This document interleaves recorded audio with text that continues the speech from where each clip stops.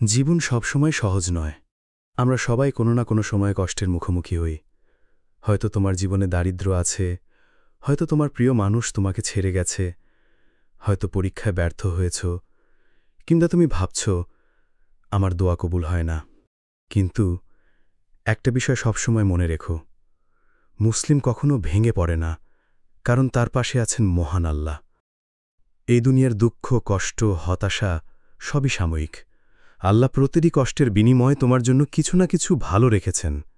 হয়তো আজ তুমি বুঝতে পারছো না, কিন্তু কাল বুঝবে তোমার জন্য এটিই ছিল সবচেয়ে ভালো। আল্লাহ বলেছেন, তোমরা এমন কিছু পছন্দ করো না, অথচ সেটাতেই তোমাদের জন্য কল্যাণ রয়েছে। তাই হতাশ হইও না। তুমি যত বড় গুনাহই করো না কেন, আল্লাহর দরজা সব সময় খোলা। আল্লাহর রহমত সব গুনাহ থেকেও বড়। কুরআনে তিনি বলেছেন, হে আমার বান্দারা, যারা নিজেদের উপর জুলুম করেছ, আল্লাহর রহমত থেকে হতাশ হইও না। দেখো, বান্দা যতই অন্যায় করুক, আল্লাহ তাকে ডেকে বলছেন, ফিরে এসো। এটাই আল্লাহর ভালোবাসা। তাহলে তুমি কেন ভাঙবে? কেন ভাববে তোমার জন্য কোনো আশা নেই? ভাই, নামাজ হল মুমিনের জীবনের আলো। নামাজ শুধু একটা ইবাদত নয়, নামাজ হল শান্তির উৎস, ভরসার জায়গা। যখন মন অশান্ত হবে, তখন নামাজে দাঁড়াও। যখন পৃথিবী তোমাকে প্রত্যাখ্যান করবে, তখন সিজদাতে পড়ে যাও, কারণ সিজদাই হল মানুষের সবচেয়ে নিরাপদ আশ্রয়। রাসূলুল্লাহ সাল্লাল্লাহু আলাইহি ওয়াসাল্লাম বলেছেন, বান্দা তার রবের সবচেয়ে কাছাকাছি হয় সিজদাতে। তাহলে নামাজ কেন ছাড়বে? আরেকটা বিষয় মনে রেখো, প্রতিটি কষ্ট আসলে একটা পরীক্ষা। আল্লাহ বলেন, আমি অবশ্যই তোমাদের পরীক্ষা করব কিছু ভয়, ক্ষুধা, সম্পদ ও জীবনের ক্ষতি দ্বারা। কিন্তু তারপরেই তিনি বলেছেন, ধৈর্যশীলদের সুসংবাদ দাও। মানে কষ্টের পরেই আসছে সুখ, প্রতিটি বিপদই তোমাকে জান্নাতের দিকে নিয়ে যাচ্ছে। ভাই বোন, দোয়া কখনো ফাঁকা যায় না।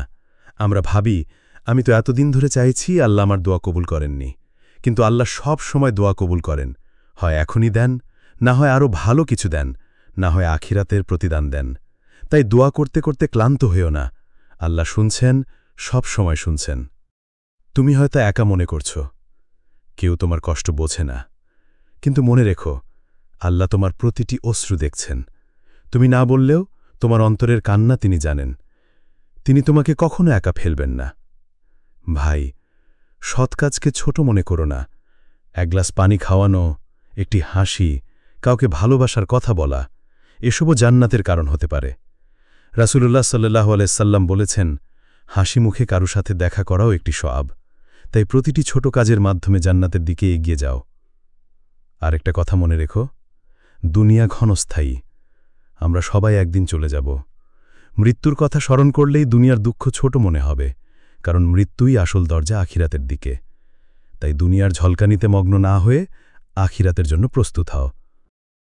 রাতের শেষ প্রহরে যখন সবাই ঘুমায়, তখন আল্লাহ ডাক দেন, কোনো বান্দা কি আছে যে আমার কাছে কিছু চাইবে, আমি তাকে দিব? ভাই বোন, তুমি কি সেই সময় আল্লাহর কাছে দাঁড়িয়েছ? যদি না দাঁড়িয়ে থাকো, তাহলে আজ থেকেই শুরু করো। রাতের শেষ প্রহরেই আল্লাহর সাথে সবচেয়ে সুন্দর সম্পর্ক তৈরি হয়।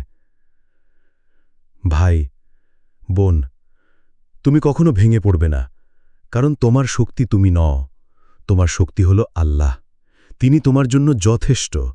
প্রতিটি কষ্ট, প্রতিটি ব্যথা, প্রতিটি অশ্রু জান্নাতের পথে আলো হয়ে দাঁড়াবে যদি তুমি ধৈর্য ধরো আর আল্লাহর সাথে থাকো। তাই মন খারাপ করো না, দুনিয়ার পরীক্ষায় ভেঙে যেও না, বরং বলো, আল্লাহ আমার জন্য যথেষ্ট। আজ থেকে প্রতিজ্ঞা করো, আমি আর হতাশ হব না, আমি আল্লাহর বান্দা হয়ে বাঁচব।